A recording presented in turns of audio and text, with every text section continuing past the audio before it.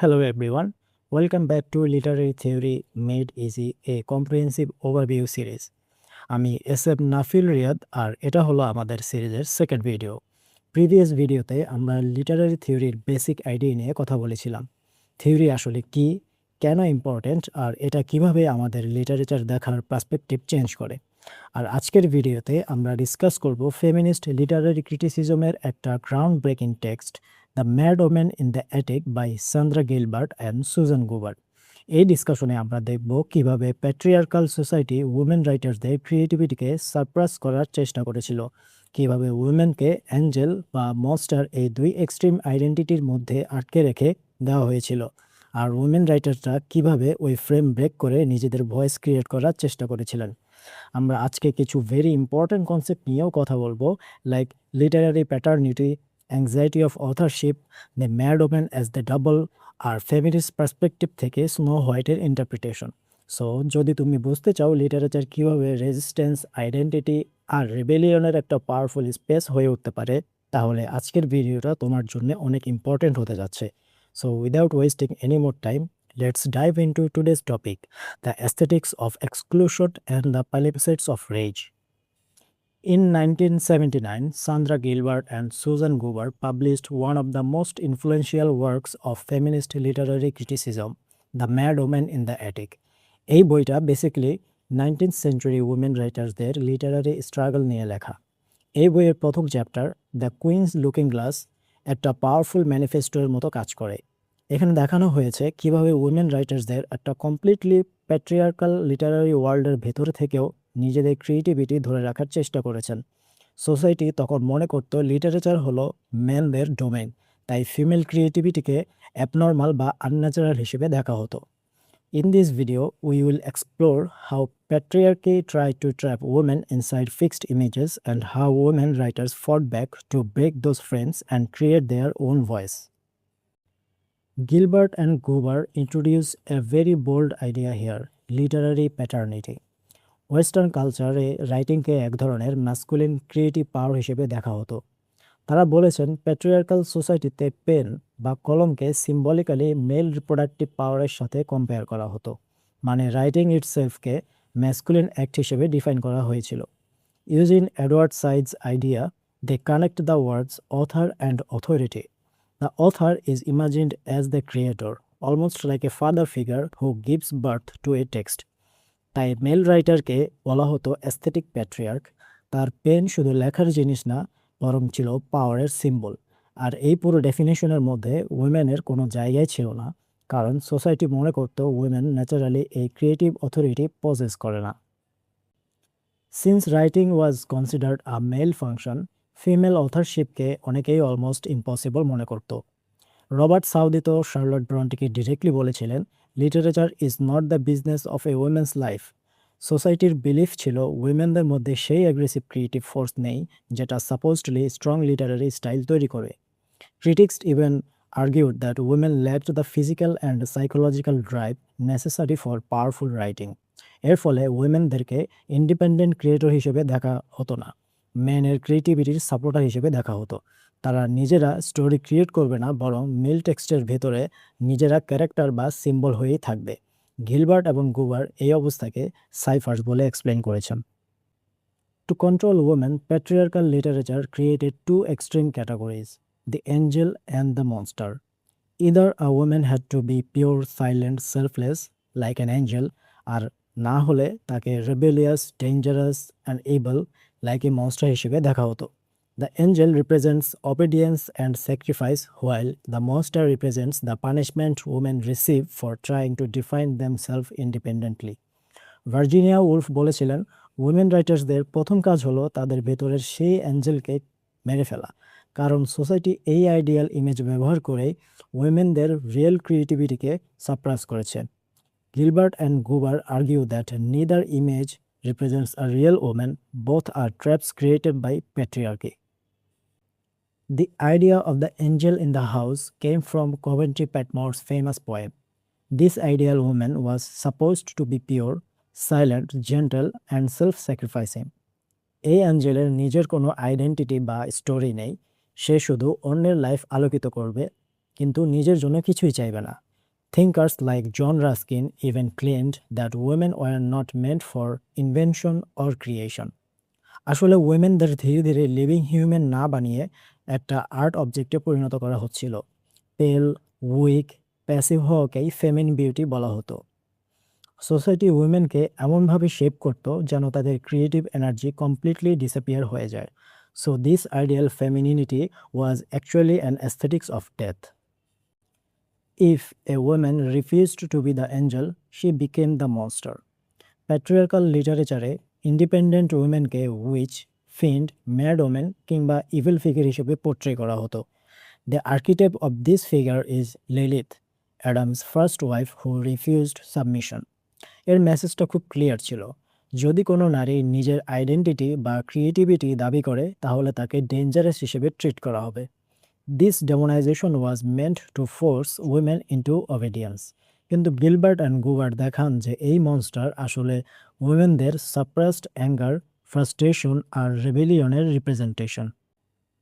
One of Gilbert and Gubar's most famous analyses is their reading of Snow White. They interpret it as a story about the splitting of female identity. তাদের মতে queen আর snow white actually আলাদা মানুষ নয়, বরং they represent two sides of the same women.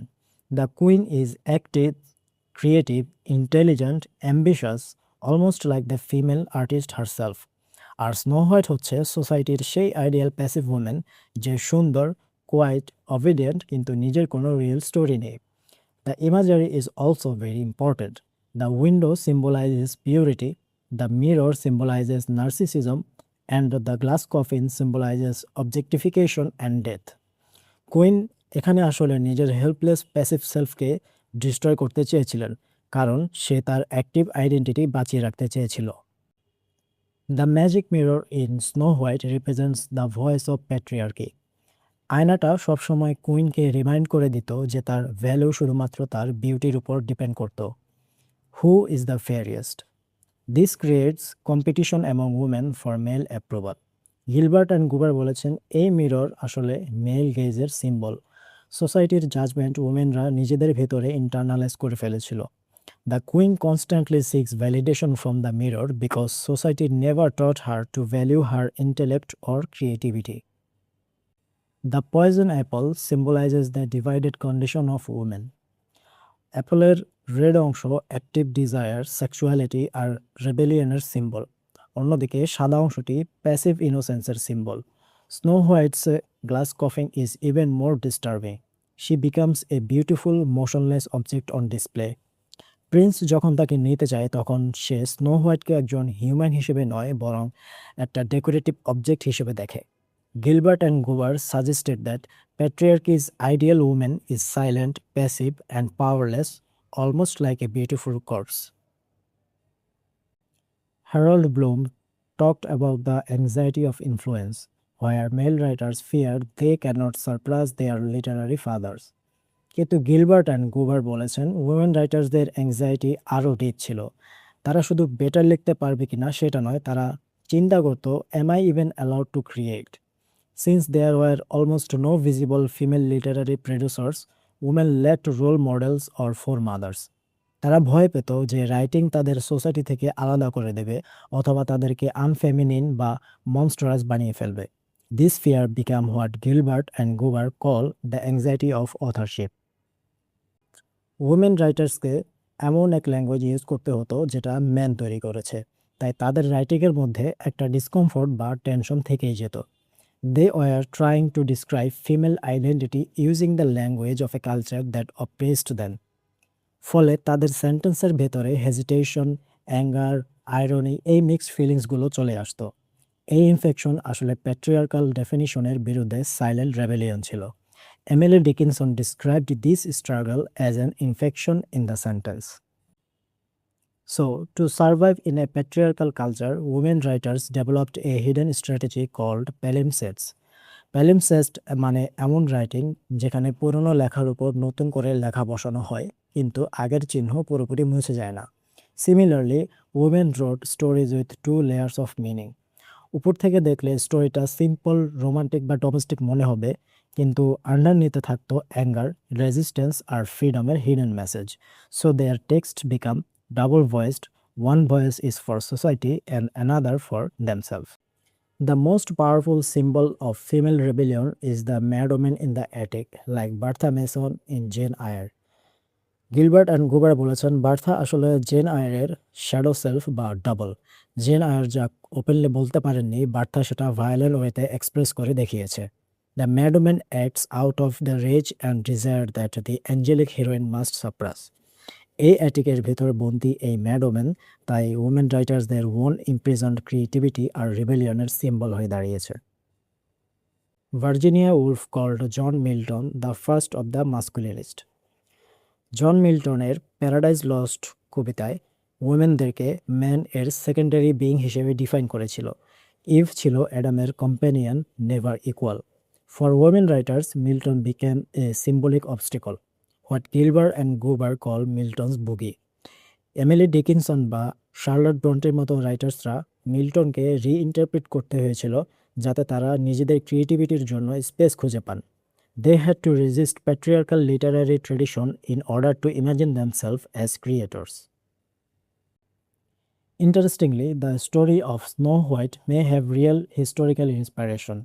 Scholars believe characters like Margaretha von Waldeck এবং Maria Sophia von Erthal এই fairy টেলের inspiration হতে পারেন। Margaretha was an German countess whose mysterious death became legendary. Maria Sophia, meanwhile, lived in a castle famous for its talking mirror. এই historical স্টোরিজগুলো দেখায় যে উইমেনরা real লাইফেও জেলাসি, পলিটিক্স আর সোশ্যাল কন্ট্রোলের ভিকটিম ছিলেন। So even fairy tales may carry traces of real female suffering and struggle. So, in conclusion, Gilbert and Gubar urge women writers to move beyond the false binary of angel or monster. উইমেনদের নিজেদের voice খুঁজে পেতে হলে সোসাইটির imposed mirror ভাঙতে হবে, তাদের imposed identity reject করতে হবে। By recognising the mad women within themself, women writers began building a new literary tradition for future generations.